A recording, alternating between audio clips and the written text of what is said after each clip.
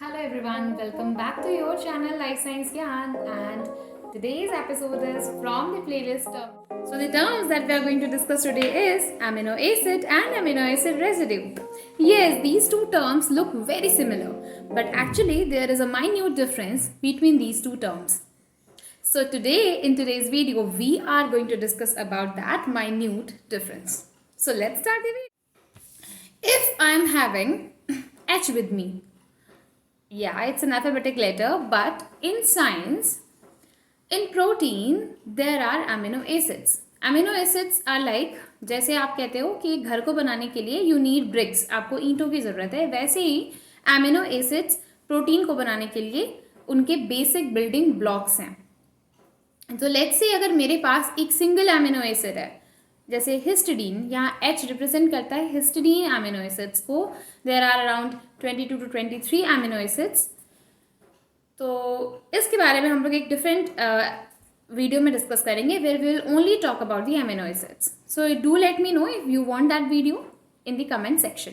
चलिए बात करते हैं कि अगर हमारे पास एक सिंगल लेटर है, मतलब एक सिंगल एमिनो एसिड है जो किसी प्रोटीन का पार्ट नहीं है, और हम उसकी प्रॉपर्टीज डिस्कस कर रहे हैं, हम उस एमिनो एसिड के बारे में डिस्कस कर रहे हैं, so that will be called as amino acid. ला ला ला.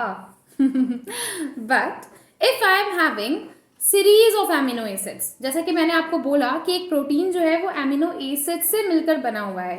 लेट्स से मेरे पास एक एमिनो एसिड एलिनीन है, एक प्रोलीन है, सिस्टीन है, मेथियोनीन है. These are the names of the different amino acids. और ये एमिनो एसिड्स एक दूसरे से पेप्टाइड बॉन्ड्स के थ्रू कनेक्टेड है, राइट. तो ये पेप्टाइड बॉन्ड से कनेक्टेड हैं और ये एक प्रोटीन बना रहे हैं. This is not actually a protein, it's a peptide, क्योंकि ये छोटा प्रोटीन है. छोटी प्रोटीन को हम पेप्टाइड बोलते हैं. It's a tetra peptide.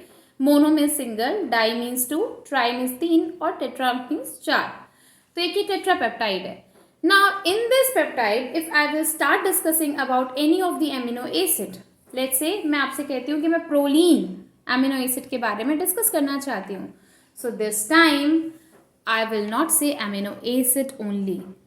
What I will say then? I will say amino acid residue. Why? Because this amino acid is actually a part of a peptide, right?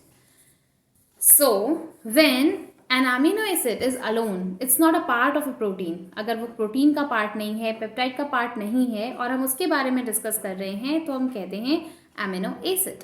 But अगर हम किसी ऐसे amino acid के बारे में discuss कर रहे हैं जो एक पेप्टाइड का या प्रोटीन का, मीन्स एक बड़े चेन का एमिनो एसिड के पार्ट है, then what we will say? We will call it amino acid residue.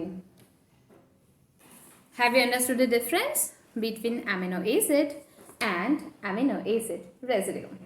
So this is that minute difference that I wanted to tell you all about. See you all in the next upload.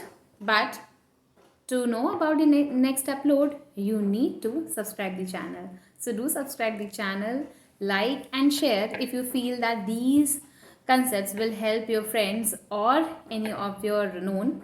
See you all in the next video. Till then, take care. Bye-bye.